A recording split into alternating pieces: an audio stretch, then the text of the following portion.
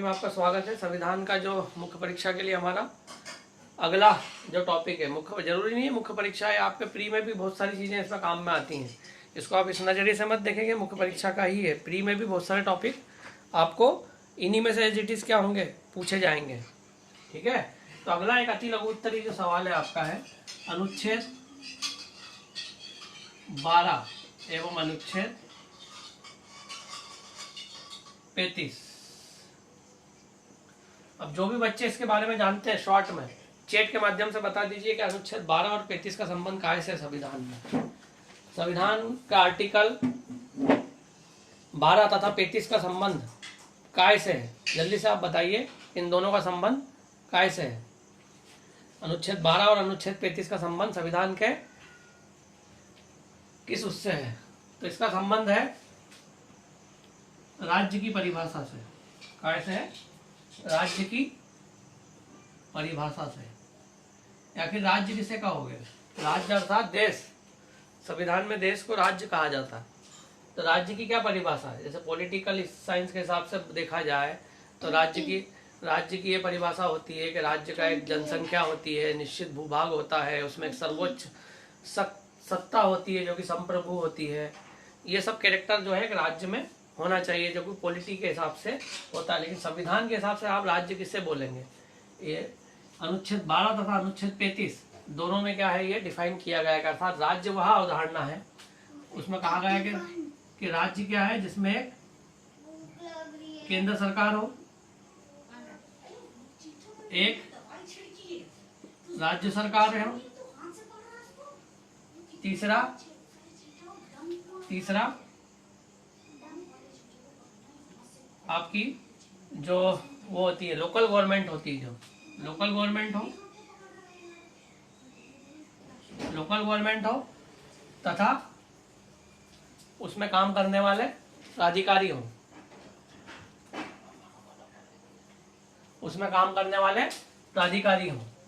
उससे मिलकर क्या बनता है? राज्य बनता है। अर्थात संविधान के हिसाब से राज्य वह अवधारणा है जिसमें केंद्र सरकार हो, राज्यों की राज्य सरकारें हों तथा लोकल गवर्नमेंट हो तथा उनमें काम करने वाले प्राधिकारी अर्थात पब्लिक सर्वेंट या लोक सेवक हो।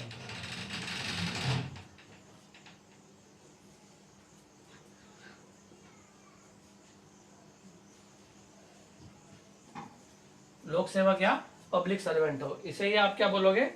राज्य बोलोगे। अर्थात राज्य अनुच्छेद 12 में भी डिफाइन किया गया और अनुच्छेद 35 में भी डिफाइन किया गया। अनुच्छेद 12 मौलिक अधिकार के अंतर्गत आता है और अनुच्छेद 35 आपके डीपीएसपी के अंतर्गत आता है, अर्थात नीति निर्देशक तत्वों के अंतर्गत आता है। यदि अति लघु उत्तरी में यदि सवाल आता है कि राज्य किसे कहेंगे संविधान के साथ, तो राज्य वह अवधारणा जिसमें केंद्र सरकार होती है, राज्य सरकारें होती है तथा लोकल गवर्नमेंट होती है तथा उसमें कार्य करने वाले सभी पब्लिक सर्वेंट या प्राधिकारी राज्य सरकार के अंतर्गत आते हैं। या आप अच्छे से इसका स्क्रीनशॉट ले लीजिए और लिख लीजिए। अगली अवधारणा है अनुच्छेद 13। इस पे भी अति लघु उत्तरी पे सवाल आ सकता है कि अनुच्छेद 13 क्या है। अति लघु उत्तरी में सवाल आ सकता है आपका कि अनुच्छेद 13 किसे कहते हैं? अनुच्छेद 13 का संबंध, पहली बात तो यह है कि इसका संबंध काय से है? आपका फंडामेंटल राइट्स से। काय से है? मौलिक अधिकार से है। फंडामेंटल राइट्स से इसका आपका संबंध है। दूसरी इसमें महत्वपूर्ण और अति महत्वपूर्ण बात यह होती है कि संसद का काम क्या होता है? तो सभी 3-4 दिन से मैं आपको बता रहा हूँ कि संसद का काम क्या है? कानून बनाना। क्या बनाना? कानून बनाना। संसद अर्थात कौन? लोकसभा प्लस राज्यसभा प्लस राष्ट्रपति, इन तीनों से मिलकर क्या बनती है? आपकी संसद बनती है। और ये क्या बनाते हैं? लॉ बनाते हैं, विधान बनाते हैं या कानून बनाते हैं। तो अनुच्छेद 13 का संबंध मौलिक अधिकार से है। संसद ऐसा कोई कानून नहीं बना सकती जो व्यक्ति के फंडामेंटल राइट्स में क्या करता हो? कमी करता हो। अर्थात ऐसा कोई कानून बना दिया गया संसद के द्वारा जो व्यक्ति के फंडामेंटल राइट्स में यदि कमी करता है तो वो कानून क्या माना जाएगा? शून्य माना जाएगा। ये कहा गया कि इसके द्वारा अनुच्छेद 13 में कहा गया है। अर्थात ये शक्ति किसको मिली है? ये शक्ति मिली है किसको? शून्य घोषित करने की शक्ति किसे मिली है? तो शून्य घोषित करने की शक्ति मिली है किसको? न्यायालय को मिली है। न्यायालय जुडिशियल रिव्यू के माध्यम से, जुडिशियरी रिव्यू के माध्यम से, अर्थात न्यायिक पुनरावलोकन के माध्यम से, न्यायिक पुनरावलोकन के माध्यम से संसद के द्वारा कानून को वैध या अवैध घोषित कर सकता है। किस आधार पर करेगा? कि वो लोगों के फंडामेंटल राइट्स में कमी ना कर रहा हो। फंडामेंटल राइट्स जो आपके 6 दिए हैं, जैसे समानता का अधिकार है, स्वतंत्रता का अधिकार है, आपका शोषण के विरुद्ध अधिकार है, धार्मिक स्वतंत्रता का अधिकार है, अल्पसंख्यकों के हितों का संरक्षण है, और 32 में 5 प्रकार की जो याचिकाएं हैं, ये सब आपके काय में आती है? फंडामेंटल राइट्स में आती है। इन 6 प्रकार के जो राइट्स है उनमें यदि कोई कमी कर रहा है, कौन? संसद। ऐसा कोई कानून है तो न्यायालय में जाकर आप क्या कर सकते हो?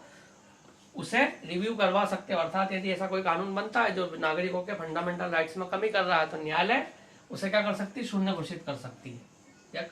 अर्थात इसमें कहा गया है अनुच्छेद 13 में के संसद ऐसा कोई भी कानून नहीं बनाएगी जो नागरिकों के फंडामेंटल राइट्स में क्या करता हो? कमी करता है। ऐसा कोई कानून यदि संसद के द्वारा बनाया जाता है तो वो अवैध माना जाएगा या शून्य माना जाएगा। और ये शक्ति किससे मिलेगी? अवैध घोषित करने की, शून्य करने की, ये शक्ति मिलेगी न्यायालय को। न्यायालय जुडिशियली रिव्यू के माध्यम से क्या कर देगा? उसे वैध या अवैध या शून्य घोषित कर देगा। इसका आप स्क्रीनशॉट ले लीजिए। फिर अगला क्वेश्चन देखते हैं। राहुल लेक्चर को शेयर करिए जल्दी से। आलोक लेक्चर को शेयर करिए, ज्यादा से ज्यादा लोग। 18 ही लोग हैं, कम लोग हैं। इतनी एनर्जी से मैं पढ़ा रहा हूँ और बच्चे कम है तो उत्साह खत्म हो जाता है पूरा। ठीक है। 19 अगला 20 अगला है आपका 21। ये मत सोचिए कि लेक्चर यूट्यूब पे तो बाद में देख लेंगे, आपको देखना तो अभी है। ठीक है। ये बच्चों को बढ़ाना है धीरे धीरे, ऐसा नहीं कि 15-20 से ही काम चला। जब तक 50-60 नहीं होंगे तो फिर मजा नहीं आएगा पढ़ाने में। अगला ये है राष्ट्रपति और उपराष्ट्रपति के निर्वाचक मंडल में क्या अंतर है? अति लघु उत्तरी में सवाल आ सकता है। अति लघु उत्तरी में क्या सवाल आएगा? राष्ट्रपति व उपराष्ट्रपति के निर्वाचक मंडल में अंतर क्या है? अति लघु उत्तरी में आपको चैट के माध्यम से बताइए क्या अंतर हो सकता है। कोशिश करें, सुमिता अंजलि को छोड़ के कोशिश करें, जल्दी से कोशिश करें चैट के माध्यम से कि क्या अंतर हो सकता है। एक बेसिक अंतर है, कोई को पता हो तो सुमिता बताइए जल्दी से। सुमिता है, अंजलि, कोई आप में से भी, दोनों में से लिखिए, जल्दी लिखिए, कोई भी कुछ तो लिखिए चैट के माध्यम से कि राष्ट्रपति और उपराष्ट्रपति के निर्वाचक मंडल में क्या अंतर है। चैट के माध्यम से उत्तर दीजिए जल्दी से, जल्दी से उत्तर दीजिए। चलिए लिखिए उसको आगे। राष्ट्रपति और उपराष्ट्रपति के निर्वाचक मंडल में क्या एक बेसिक अंतर होता है? तो देखिए इसको 2 भागों में हम बांटेंगे। एक होता है राष्ट्रपति और दूसरा होगा आपका उपराष्ट्रपति। अर्थात राष्ट्रपति चुनाव में कौन कौन व्यक्ति भाग लेंगे और उपराष्ट्रपति चुनाव में कौन कौन व्यक्ति भाग लेंगे, उसे ही क्या बोला जाएगा? निर्वाचक मंडल। ठीक है। तो राष्ट्रपति चुनाव में कौन कौन लोग भाग लेते हैं? तो लोकसभा के निर्वाचित सांसद, दूसरा राज्यसभा के निर्वाचित सांसद, तीसरा राज्यों की विधानसभा के निर्वाचित विधायक। ये क्या है आपका? राष्ट्रपति का क्या है? निर्वाचक मंडल है। अब दूसरा जो है आपका उपराष्ट्रपति का निर्वाचक मंडल क्या रहेगा? तो उपराष्ट्रपति के निर्वाचन मंडल में लोकसभा के निर्वाचित व मनोनीत सांसद भाग लेंगे। राज्यसभा के निर्वाचित व मनोनीत सांसद भाग लेंगे। इसके अलावा राज्यों की विधानसभा के विधायक इसमें भाग नहीं लेते हैं। तो दोनों चीज इसमें कॉमन दिख रही है, ये भी कॉमन दिख रहा है, ये भी कॉमन दिख रहा है, ये भी कॉमन दिख रहा है, ये भी कॉमन दिख रहा है, लेकिन बेसिक अंतर ये है कि यहाँ पर शब्द निर्वाचित आया है, यहाँ पे निर्वाचित के साथ साथ मनोनीत भी है। जो लोकसभा में दो एंग्लो इंडियन जो राष्ट्रपति क्या करता है, संविधान का अनुच्छेद 331 के तहत जिन दो एंग्लो इंडियन को मनोनीत करता है, वो भी राष्ट्रपति के चुनाव में क्या करते हैं, भाग लेते हैं। इसके अलावा राज्यसभा के 12 जो सांसद हैं, जिसे राष्ट्रपति क्या करता है, निर्वाचित करता है, वो भी क्या होते हैं, राष्ट्रपति चुनाव में भाग लेते हैं। जैसे सचिन तेंदुलकर हुआ, है ना, विजय मल्ल्या हुआ था पहले, जयाप्रदा है, रेखा है, ऐसे लोग भी क्या है, राष्ट्रपति चुनाव में क्या कर सकते हैं, उपराष्ट्रपति चुनाव में भाग ले सकते हैं। तो ध्यान रखिए, निर्वाचित यहाँ पर लेते हैं, यहाँ पे निर्वाचित के साथ साथ मनोनीत सदस्य भी क्या होते हैं, भाग लेते हैं। ठीक है, तो ये क्वेश्चन अति लघु उत्तरी में आ सकता है, इसका आप स्क्रीनशॉट ले लीजिए सभी बच्चे जल्दी से, फिर इस पर बात करेंगे आगे। अगला पापा, आपको संविधान में बोलना बोला नहीं। चलो, सुमेधा ने लिखा है उत्तर, गुड। अगला अगला अगला एक अति लघु उत्तरी में आ सकता है, आर्टिकल 37 पे आ सकता है सवाल। अभी 36 बताया था, जैसे ऐसे 37 पे भी आ सकता है कि आर्टिकल 37 क्या है, अनुच्छेद 37, इस पर भी क्या आ सकता है, सवाल आ सकता है। कोई चैट के माध्यम से कोशिश करें कि क्या हो सकता है इसका उत्तर, कोई भी, एनीवन, कोई भी।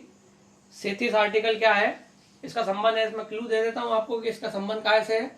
इसका संबंध है आपका डीपीएसपी से, इसका संबंध है नीति निर्देशक तत्वों से, इसका संबंध है। आप देखें, कोई बताए, एक लाइन का ही उत्तर है इसका, 2 लाइन का भी उत्तर नहीं है, और ये क्वेश्चन आ सकता है अति लघु उत्तरी में कि डीपीएसपी। जल्दी से इसका उत्तर दीजिए चैट के माध्यम से। चंद्रवंशी सर, दिनेश चंद्रवंशी सर, नमस्कार। ठीक है, देखिए अनुच्छेद 37 के बारे में बताइए। तो अनुच्छेद 37 जो है, इसका संबंध काय से है, पहली बात कि डीपीएसपी से इसका संबंध है। डीपीएसपी अर्थात directive principle of state policy, Hindi में बोलेंगे राज्य के नीति निर्देशक तत्व।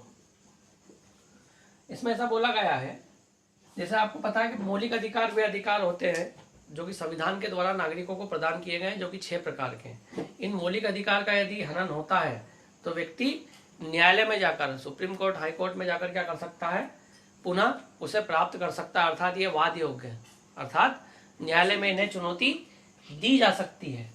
जबकि डीपीएसपी जो है आपके, डीपीएसपी वाद योग्य नहीं है। अब ये डीपीएसपी क्या होता है, तो डीपीएसपी को समझने के लिए कि जैसे फंडामेंटल राइट्स, जब हमारा देश आजाद हुआ 1947 में, तो ऐसे अधिकार जो तुरंत दिए जा सकते थे वो मौलिक अधिकार के अंतर्गत शामिल कर लिए गए।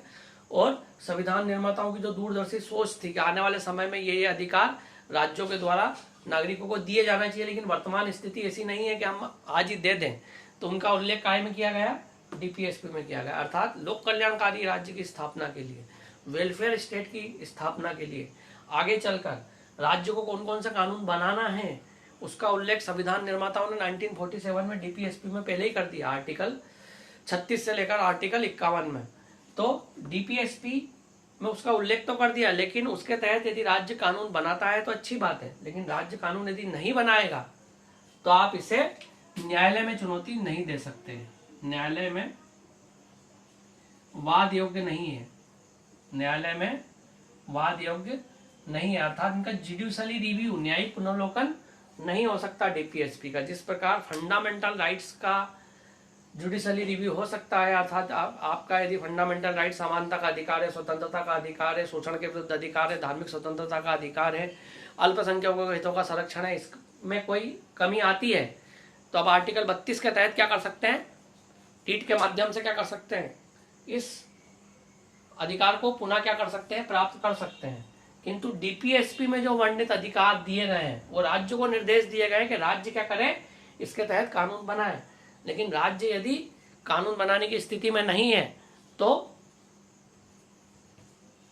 व्यक्ति या नागरिक उसे न्यायालय में चुनौती नहीं दे सकता। ये आपको ध्यान रखना है। तो राज्य की नीति नहीं दे सकता तो आर्टिकल 37 का क्या उत्तर होगा? अति लघु उत्तरी। आर्टिकल 37 का संबंध काय से? डीपीएसपी से है। डीपीएसपी जो है वाद योग्य नहीं है, अर्थात न्यायालय में इसे चुनौती नहीं दी जा सकती, अर्थात इसका न्यायिक पुनर्लोकन नहीं हो सकता। जिस प्रकार फंडामेंटल राइट्स का हो सकता है, किंतु डीपीएसपी का न्यायिक पुनर्लोकन नहीं हो सकता। ये आपको इसमें याद रखना है, सबसे महत्वपूर्ण बात। चलिए अब एक कोई बड़ा क्वेश्चन आज हम करेंगे, दीर्घ उत्तरीय एक सवाल करेंगे आज। एक बड़ा क्वेश्चन जो कि 300 शब्दों में आ सकता है और उसके 3 पार्ट हैं, वो तीनों पार्ट लघु उत्तरी में भी आ सकते हैं। तो देखते हैं हम अगला क्वेश्चन करेंगे हम एक बड़ा। तो अगला जो क्वेश्चन है आपका, उसको बोला जाता है आपातकाल। संविधान का भाग 18 में वर्णित है आपातकाल, और संविधान के जो अनुच्छेद हैं वो हैं आपके 352 से 360। इसमें आपातकाल या इमरजेंसी का क्या है? वर्णन है। आपातकाल या इमरजेंसी का इसमें वर्णन है। अब आपातकाल या इमरजेंसी कितने प्रकार की होती है? तो ये 3 प्रकार की होती है। पहला राष्ट्रीय आपातकाल, दूसरा राज्यों में राष्ट्रपति शासन,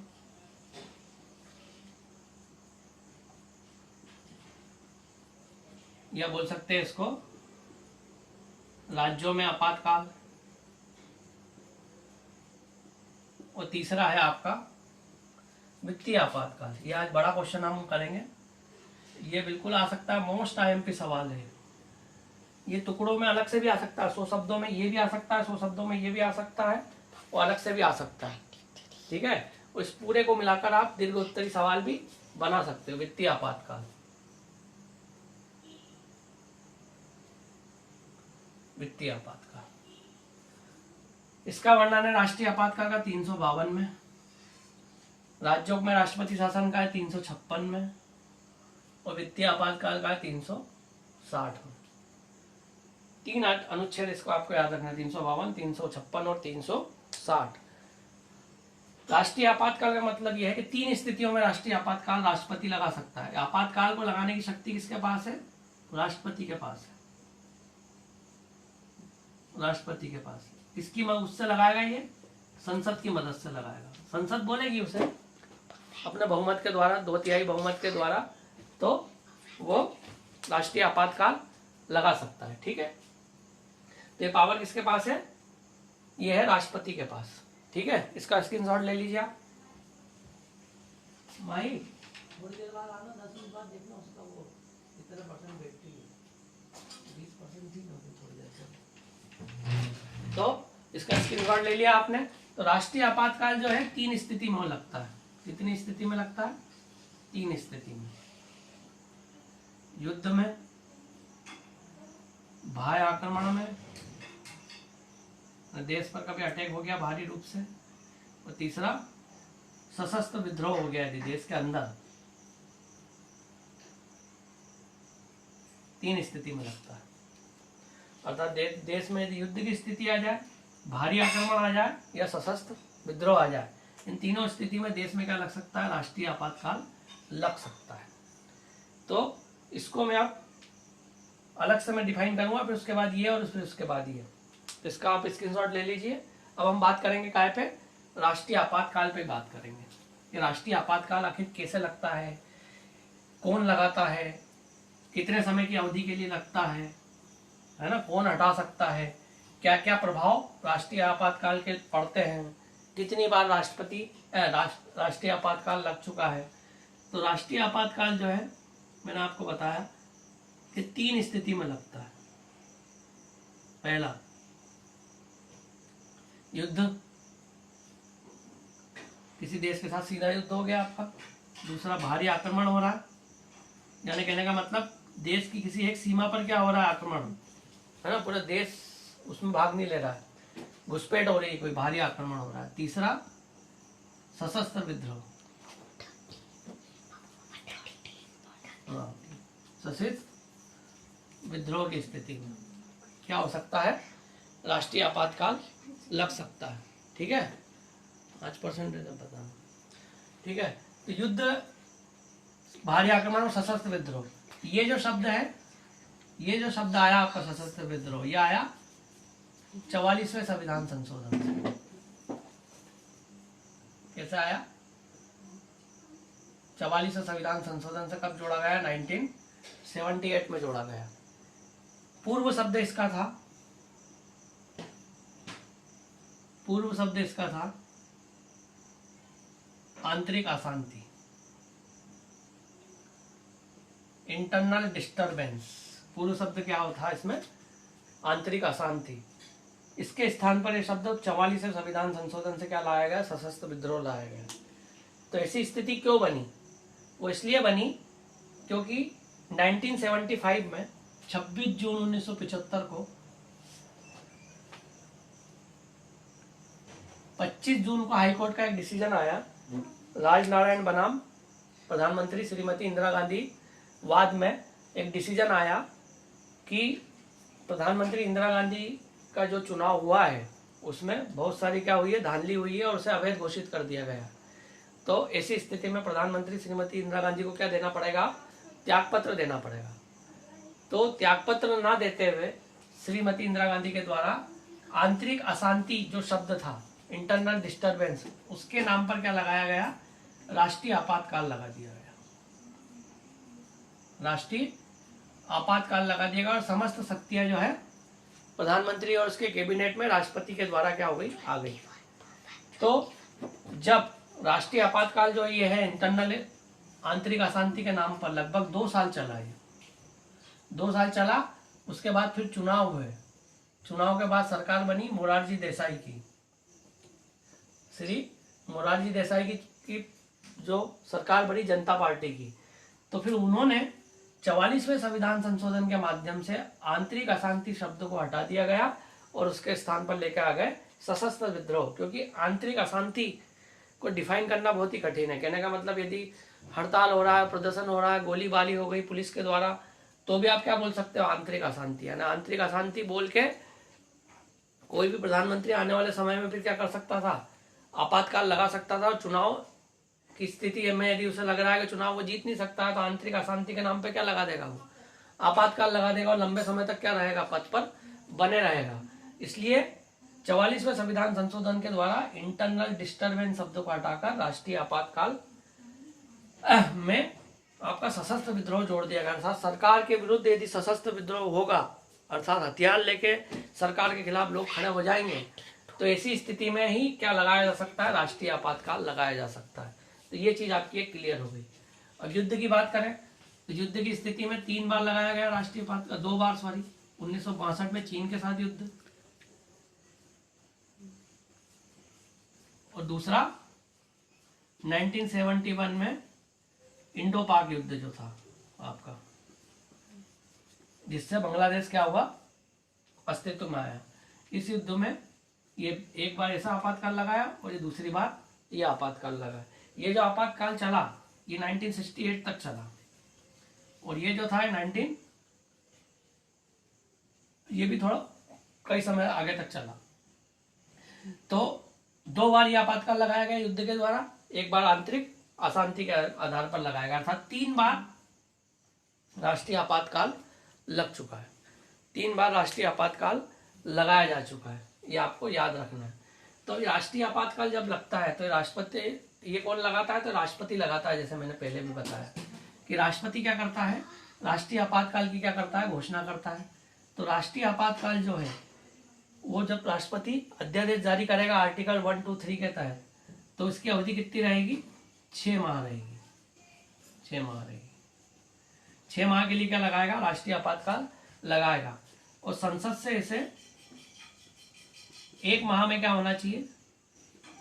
पारित होना चाहिए। अर्थात संसद इसे 1 माह में क्या कर दे? पारित कर दे, तो राष्ट्रीय आपातकाल लगा दिया जाएगा। तो अब राष्ट्रीय आपातकाल लगने के क्या प्रभाव होंगे?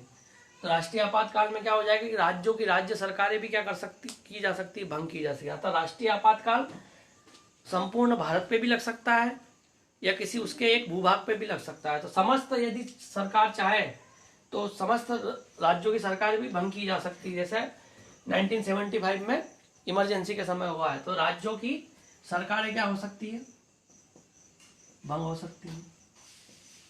अब राज्य सूची पर कानून कौन बनाएगा, तो अब राज्य सूची के जो विषय है उस पर कानून कौन बनाएगा, केंद्र बनाएगा। केंद्र किसकी मदद से बनाएगा, राष्ट्रपति के द्वारा। राष्ट्रपति नाम मात्र का है, बनाएगा कौन, प्रधानमंत्री और उसकी कैबिनेट। तो राज्य सूची के विषय पर कौन बनाएगा कानून, केंद्र बनाएगा। राज्य सूची के विषय पर केंद्र क्या बनाएगा, कानून बनाएगा। इसके अलावा युद्ध की जब स्थिति बनती है और भारी आक्रमण होता है तो आर्टिकल 19 भी आपका क्या हो जाता है, अनुच्छेद 19 भी आपका क्या हो जाएगा, निलंबित हो जाएगा।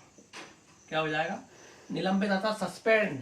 जो आपकी 6 प्रकार की स्वतंत्रता है, व्यापार करने की, घूमने की, है ना, और वाक एवं अभिव्यक्ति की स्वतंत्रता है, सम्मेलन की है, सभा करने की है, तो वो जो आपकी 6 प्रकार की स्वतंत्रता है वो क्या हो जाएगी, सस्पेंड हो जाएगी। कब स्थिति में, युद्ध और भारी आक्रमण में, सशस्त्र विद्रोह में नहीं होगी। इसके अलावा और कौन से आपके फंडामेंटल राइट्स हो सकते हैं, तो आपके जो 6 फंडामेंटल राइट्स हैं जो कि 12 से लेकर किस में वर्णित है, 35 में वर्णित है, उसमें से आप 20 व 21 को छोड़ दो तो सभी मौलिक अधिकार क्या हो सकते हैं, आपके निलंबित हो सकते हैं। अर्थात क्या लिखोगे आप, नोट लिख सकते हो कि 20 और 21 को छोड़कर, 20 व 21 को छोड़कर सभी मौलिक अधिकार आपके क्या हो सकते हैं, निलंबित हो सकते हैं। निलंबित है ना कुछ समय के लिए, जब तक आपका आपातकाल रहेगा, खत्म नहीं होने। तो संसद में कितने महीने में करवाना है इसको, पारित कितने माह में कराना है, 1 माह में कराना है। कितने महीने तक रहेगी इसकी अवधि, 6 माह रहेगी। कैसा बहुमत चाहिए संसद का, तो संसद का कौन सा बहुमत चाहिए, 2/3 बहुमत चाहिए। इसमें आपको याद रखना, 2/3 बहुमत से इसे क्या करेगी संसद, अर्थात लोकसभा और राज्यसभा इसे पारित करेगी। तो ये क्या किया जा सकता है, राष्ट्रीय आपातकाल अस्तित्व में हो सकता है। अब राष्ट्रीय आपातकाल यदि लग गया 6 माह, तो इसकी अधिकतम अवधि क्या रहेगी, चैट के माध्यम से कोई बताने की कोशिश करेंगे कि इसकी अधिकतम अवधि क्या रहेगी राष्ट्रीय आपातकाल की। चैटिंग के माध्यम से बताइए कि इसकी अधिकतम अवधि क्या हो सकती है राष्ट्रीय आपातकाल की। राष्ट्रीय आपातकाल अधिकतम कितने माह तक लगाया जा सकता है, बताइए। तो राष्ट्रीय आपातकाल की कोई अधिकतम अवधि नहीं है, क्योंकि युद्ध कब खत्म होगा ये नहीं पता हमको, भारी आक्रमण तक कब तक चलेगा ये नहीं पता। जैसे मैंने बताया चीन के साथ 1962 में युद्ध हुआ, तो 1968 तक नेफा वाला वो जो भाग है, north east frontier agency, Arunachal Pradesh वाला भाग है, उस क्षेत्र में क्या लगा रहा, 6 साल तक क्या लगा रहा, national assembly and national emergency लगी रही। तो जरूरी नहीं युद्ध कितने समय में खत्म होगा, भारी आक्रमण कितने समय तक रहेगा, तो इसकी मैक्सिमम कोई लिमिट नहीं होती है। 6 माह करके क्या कर सकते हो आप, इसको एक्सटेंड कर सकते हो। और कितनी बार वो लग चुका है अभी तक, 3 बार लग चुका है। राज्य सरकारें क्या हो जाती है, भंग हो जाती है। राज्य की सूची पर क्या बना सकता है, केंद्र कानून बना सकता है। और नागरिकों के फंडामेंटल राइट्स आर्टिकल 20 और 21 को छोड़कर क्या हो जाते हैं, सभी सस्पेंड हो जाते हैं। और युद्ध और भारी आक्रमण की स्थिति में आपका आर्टिकल 19 भी क्या हो सकता है, सस्पेंड हो सकता है। तो इतनी बातें आपको याद रखना है। ये अति लघु उत्तरी, लघु उत्तरी में ये अलग से भी सवाल आ सकता है, वो तीनों को मिलाकर दीर्घ उत्तरी में भी आ सकता है। इसका आप स्क्रीनशॉट ले लीजिए, फिर अगले वाले पे बात करते हैं। इसका स्क्रीनशॉट ले लीजिए सभी लोग।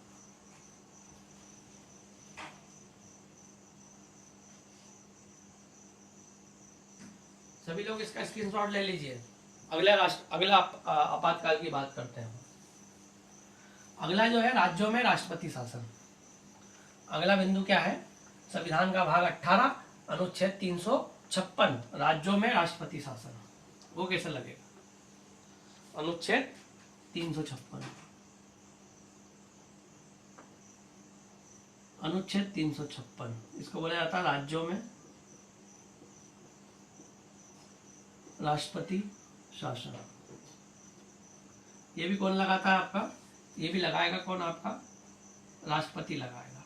कैसे लगाएगा, तो राज्यपाल की क्या होगी, अनुशंसा होगी। संबंधित राज्य के राज्यपाल की क्या होगी, अनुशंसा होगी। या राज्यपाल अनुशंसा ना भी करे तो राष्ट्रपति के भी कुछ सोर्स होते हैं, उसके माध्यम से भी क्या कर सकता है वो राज्य में क्या लगा सकता है, राष्ट्रपति शासन लगा सकता है। जरूरी नहीं कि राज्यपाल ही क्या करे, अनुशंसा करे। राष्ट्रपति अपने सोर्स के माध्यम से उसे लग रहा है कि राज्य में क्या है, राष्ट्रपति शासन लगाया जाना चाहिए, तो वो लगा सकता है, क्योंकि प्रधानमंत्री और उसकी कैबिनेट डिसीजन लेती है राष्ट्रपति शासन लगाने की। तो उसे यदि लग रहा है प्रधानमंत्री और उसकी कैबिनेट को, तो एक प्रकार से किसको लग रहा है, वो राष्ट्रपति को लग रहा है। वो फिर बिना राज्यपाल की अनुशंसा के भी क्या कर सकते हैं, राज्यों में राष्ट्रपति शासन लगा सकते हैं। लेकिन उसके लिए एक शर्त होती है कि राज्यों का संवैधानिक तंत्र यदि क्या हो गया है, विफल हो गया है, अर्थात राज्य की जो सरकारें हैं वो संविधान के अनुरूप काम नहीं कर पा रही हैं, संविधान की इच्छा के विरुद्ध, संविधान का जो मूल उद्देश्य है उससे क्या हो रही, भटक रही है, संविधान अनुरूप राज्य सरकार कार्य नहीं कर रही है, अर्थात गैर संवैधानिक कार्य कर रही है।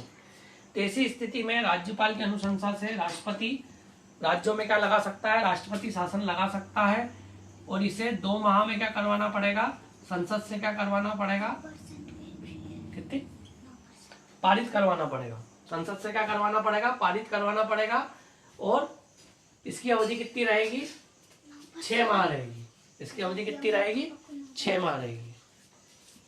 और ये अधिकतम अवधि कितनी रहेगी, तो अधिकतम अवधि इसकी 6 माह करके आप इसको अधिकतम 3 वर्ष तक क्या कर सकते हो, एक्सटेंड कर सकते हो। इससे ज्यादा आप राज्यों में राष्ट्रपति शासन नहीं लगा सकते, फिर आपको चुनाव करवाना ही पड़ेंगे राज्य में। तो ये हो गई राष्ट्रपति शासन की स्थिति, राज्यों में किस तरीके से लगाएगा।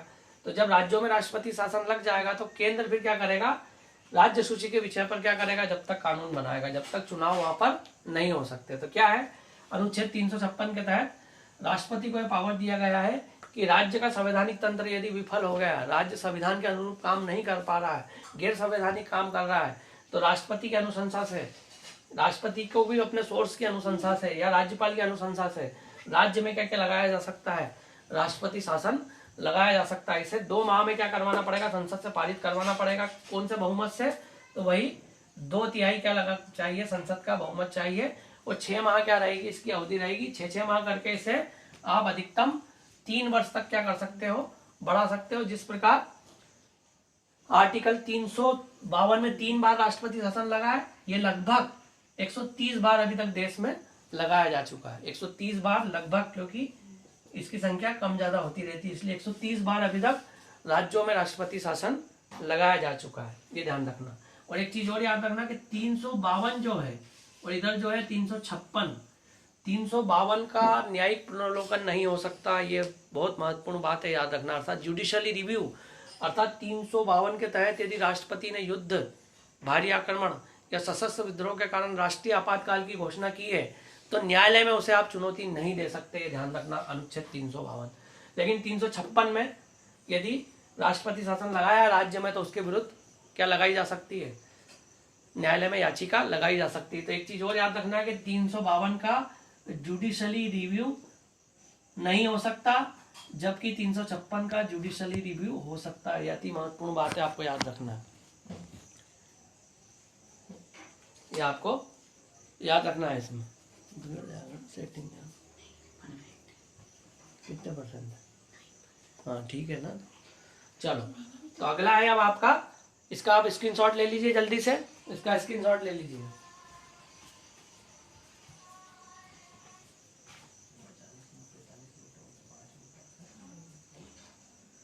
अगला जो आपका टॉपिक है, अगला आपका टॉपिक है अनुच्छेद 360, अर्थात जिसको बोला जाता है वित्तीय आपातकाल।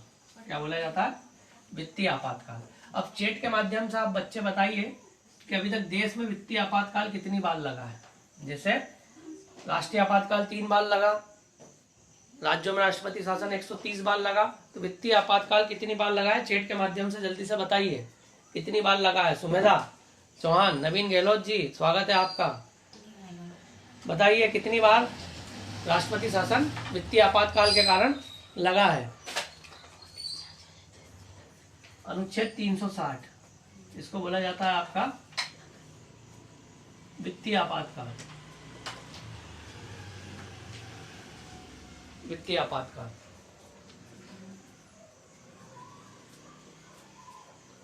तो वित्तीय आपातकाल जो है निम्न स्थिति में लग सकता है। पहला, कौन लगाएगा इसे भी? राष्ट्रपति लगाएगा। किसके कहने पर लगाएगा? संसद के कहने पर लगाएगा। कौन सा बहुमत से लगाएगा? 2/3 बहुमत से लगाएगा। संसद से कितने माह में पारित होना चाहिए? ये 2 माह में पारित होना चाहिए। ऐसे ही 356 भी कितने माह में होना चाहिए? 2 माह में। 352 1 माह में, 352 1 माह में, 356 2 माह में, ये 2 माह में पारित होना चाहिए। कितनी अवधि के लिए लगा सकते हैं? 6 माह। और अधिकतम अवधि क्या होगी? तो कोई अधिकतम अवधि नहीं होगी, क्योंकि जब तक देश की वित्तीय स्थिति नहीं सुधरेगी जब तक इसकी कोई अधिकतम अवधि नहीं होती। तो अधिकतम अवधि क्या होगी इसकी? अधिकतम अवधि होगी इसकी कुछ नहीं होगी। अब क्या होगा? वित्तीय आपातकाल यदि राष्ट्रपति के द्वारा लगाया गया है तो ऐसी स्थिति में केंद्र के जो भी कार्मिक है या राज्य सरकारों के जो भी कार्मिक हैं उनके वेतन भत्तों में क्या की जा सकती है? वेतन भत्तों में क्या की जाएगी? कमी की जा सकती है, या बहुत ही ज्यादा आर्थिक स्थिति खराब हो जाए तो वेतन को रोका भी जा सकता है, बंद भी किया जा सकता है। तो राष्ट्रपति ये वित्तीय आपातकाल के नाम से जब आदेश निकालेगा तो सुप्रीम कोर्ट के मुख्य न्यायाधीश से लेकर एक किसी ऑफिस में एक प्यून जो है उसके वेतन को क्या किया जा सकता है? वेतन भत्ते को रोका जा सकता है, उसमें कमी की जा सकती है, या उसे कुछ समय के लिए बंद किया जा सकता है। तो इसे बोला जाता है आपका वित्तीय आपातकाल। ये शक्ति किसके पास है? तो ये शक्ति किसके पास है? आपकी राष्ट्रपति के पास है। संसद 2/3 बहुमत से क्या हो सकती है? इसे पारित करना चाहिए। 2 माह में क्या होना चाहिए? ये पारित होना चाहिए। अधिकतम अवधि कितने माह के लिए लगेगा? 6 माह के लिए। और 6 माह के लिए क्या कर सकते हो आप? इसको एक्सटेंड कर सकते हो। और अधिकतम कोई अवधि नहीं है, क्योंकि वित्तीय स्थिति कब सुधरेगी ये पता नहीं है। तो हमेशा ध्यान रखना, 352 में भी आपको अधिकतम कोई अवधि नहीं है, 360 में भी अधिकतम अवधि नहीं है, लेकिन 356 में 3 वर्ष अधिकतम अवधि है, आपको याद रखना। और 352 में 1 माह में पारित करवाना है, 356 में 2 माह में पारित करवाना है, और 356 में भी 2 माह में पारित करवाना है, ये याद रखना है आपको। इसके अलावा 352 का जुडिशली रिव्यू नहीं हो सकता, अर्थात राष्ट्रपति के फैसले को आप न्यायालय में चुनौती नहीं दे सकते हो, जबकि 356 के फैसले को आप न्यायालय में चुनौती दे सकते हो। तो इतनी चीजें आपको याद रखना है। और 352 जो है आपका वो 3 बार लगा है, और 356 जो है आपका 130 बार लगा है। और वित्तीय आपातकाल चैट के माध्यम से आपने बताया हो या नहीं बताया हो, लेकिन मैं बता देता हूं कि आज तक वित्तीय आपातकाल 1 बार भी नहीं लगा है। अभी तक 1 बार भी वित्तीय आपातकाल नहीं लगाया गया है। जैसे अभी कोरोना काल में सरकार के द्वारा जो है वेतन भत्ते क्या कर दिए गए थे, जो डीए को क्या कर दिया, एक्सटेंड कर दिया। तो लोग व्हाट्सएप के माध्यम से कह रहे थे कि वित्तीय आपातकाल का काम है, वित्तीय आपातकाल लग गया देश में। तो ऐसा नहीं है, वो रोका गया है टेम्परेरी। उसके लिए आपको इस तरीके के कोई प्रोसेस की आवश्यकता नहीं है। कहने का मतलब वो कुछ समय के लिए रोका गया है, वो वेतन आपका मिल जाएगा उस समय बाद। यानी वेतन भत्तों को कुछ समय के लिए रोकने के लिए कुछ नहीं करना है। जबकि वित्तीय आपातकाल में वेतन भत्तों को कम भी कर सकते हैं। किसी की तनख्वाह यदि 40,000 है तो 20,000 भी की जा सकती है। सरकार के पास पैसा नहीं है तो उस महीने पैसा नहीं भी देगी, आगे भी नहीं देगी, ठीक है। और अभी जो स्थिति बनी है उसमें ऐसा बोला गया है कि जुलाई 2021 तक क्या किए जाएंगे, महंगाई भत्ते को क्या किया जाता है, रोका जाता है। और जब जुलाई 2021 आएगा तो पुराना वेतन, इस आर्थिक स्थिति सुधर जाएगी तो सब वो बचा हुआ वेतन क्या कर दिया जाएगा, महंगाई भत्ते का दे दिया जाएगा। तो वो वित्तीय आपातकाल से उसे आप ना जोड़ें। वित्तीय आपातकाल एक बहुत खतरनाक स्थिति है, भगवान ना करे कि कभी देश में आए, ठीक है। तो ध्यान रखें, वित्तीय आपातकाल 1 बार भी नहीं लगा है। तो ये आपने देखा कि ये बहुत अति महत्वपूर्ण सवाल था, जो कि 3 हिस्सों में बटा हुआ था: राष्ट्रीय आपातकाल, राज्यों में राष्ट्रपति शासन, और वित्तीय आपातकाल। आप इसका स्क्रीनशॉट ले लीजिए। और आज का लेक्चर यही समाप्त होता है, और कल फिर हम एक बड़ा क्वेश्चन करेंगे। अब शुरुआत कर दी मैंने एक बड़े क्वेश्चन की, एक और बाकी लघु उत्तरी और अति लघु उत्तरी पे हम क्या करेंगे, बात करेंगे। ज्यादा से ज्यादा बच्चे ऑनलाइन आए। जरूरी नहीं है कि ये जो लेक्चर है मैंने जैसे जिस तरीके से फेसबुक लाइव पे मैंने उसको क्या कर दिया है, हाइड कर दिया है। फेसबुक लाइव पे दिखने के बाद जब क्लास खत्म हो जाती है 1 घंटे बाद वो लेक्चर दिखाई नहीं देता है। तो जरूरी नहीं है कि यूट्यूब पे भी हमेशा पड़ा रहेगा। तो यूट्यूब पे भी वो कुछ समय बाद मैं उसको क्या कर सकता हूँ, डिलीट कर सकता हूँ। तो आप कोशिश करें कि ज्यादा से ज्यादा ऑनलाइन में ही क्या करें, इसको कवर कर लें। एक नियम बना के, जिस प्रकार आप ऑफलाइन क्लास ज्वाइन करते हैं उसी प्रकार ऑनलाइन क्लास में ही आकर इसे क्या करें, ज्वाइन करें। ज्यादा से ज्यादा बच्चों तक क्या करें, लेक्चर को पहुंचाएं। यदि ज्यादा से ज्यादा व्यू होंगे, यदि मान के चलो कि 100-200 व्यू एक साथ यदि आते हैं सामने, ऐसे तो व्यू तो कई हजार तक आ जाते हैं, लेकिन परमानेंट जो व्यू होते हैं, जो पूरे समय लेक्चर को देखते हैं, वो ज़्यादा नहीं होते हैं। यदि 100-200 बच्चे यदि एक साथ देखेंगे तो क्लास का टाइम भी धीरे धीरे मैं बढ़ाता जाऊंगा, 1.5 घंटे 2 घंटे भी कर सकता हूँ। बच्चों की कम संख्या की होने की वजह से ये लेक्चर छोटा हो जाता है, लगभग 1 घंटे का मैं पढ़ा पाता हूँ, 50 मिनट का पढ़ा पाता हूँ। तो ये आप पर ही डिपेंड है कि ज़्यादा से ज़्यादा बच्चों को यदि आप जोड़ोगे तो निःशुल्क जो मैं आपको ये सुविधा दे रहा हूँ, लॉकडाउन में कोई क्लास वाले ऐसी सेवा नहीं दे रहे हैं, तो इसका आप ज़्यादा से ज़्यादा लाभ उठाओ और सभी को शेयर करो। और यूट्यूब पे ज़्यादा से ज़्यादा सब्सक्राइब करो चैनल को, क्योंकि हमारी क्लास को यदि यूट्यूब पे लाना है तो 1000 आपको सब्सक्रिप्शन इसके देना होंगे। 3600 घंटे का जो उसमें वो है, वो टाइम तो आपका आ जाएगा लेक्चर के माध्यम से, लेकिन 1000 सब्सक्राइबर अभी नहीं हो पा रहे हैं। 4 से 5 सब्सक्राइबर रोज बढ़ते हैं, उस हिसाब से तो 1 साल लग जाएगा इस हिसाब से यूट्यूब में आने में। यदि आप लोग प्रयास करो, जैसे व्हाट्सएप ग्रुप में ही कम से कम 250 बच्चे हैं, यदि 250 बच्चे ये प्रयास करें, व्यक्तिगत प्रयास करें कि 3 से 4 बच्चों को सब्सक्राइब करवाना है मेरे को आज सर के लिए, और इस ऑनलाइन क्लास को यदि जिंदा रखना है, तो कोई बहुत बड़ी बात नहीं कि 5 दिन में ही 1000 सब्सक्राइबर हो जाए। और यदि हर बच्चा सोच ले कि सिर्फ 5 बच्चों को मेरे को सब्सक्राइब कराना है चैनल, तो कौन सी बहुत बड़ी बात है। अपने मैसेंजर से वो यूट्यूब की जो लिंक है वो फेसबुक पे 25 लोगों को भेज दे, व्हाट्सअप में भेज दे, सबके 10-10 ग्रुप रहते हैं, उनको फोन लगा दे या चैट के माध्यम से बोल दे, तो आराम से एक बच्चा यदि 5 बच्चों को करेगा तो 250 बच्चों का आपका ग्रुप है। ये तो मैं एक बोल रहा हूँ, ऐसे 4 परफेक्शन अकादमी के ग्रुप है। यदि करें तो एक दिन में ही 1000 सब्सक्राइबर हो सकते हैं, लेकिन आप व्यक्तिगत रुचि नहीं लेते हैं। जिस प्रकार मैं व्यक्तिगत रुचि देता हूँ, करेक्ट 9 बजे क्लास लगती है, उस प्रकार की रुचि आपके द्वारा नहीं ली जाती है। तो आप कोशिश करें ज़्यादा से ज़्यादा यूट्यूब चैनल को मेरे सब्सक्राइब करने की। धन्यवाद। सिर्फ 5 बच्चे यदि लक्ष्य बना लें तो ये आसानी से हो सकता है। धन्यवाद। जय हिंद। जय भारत।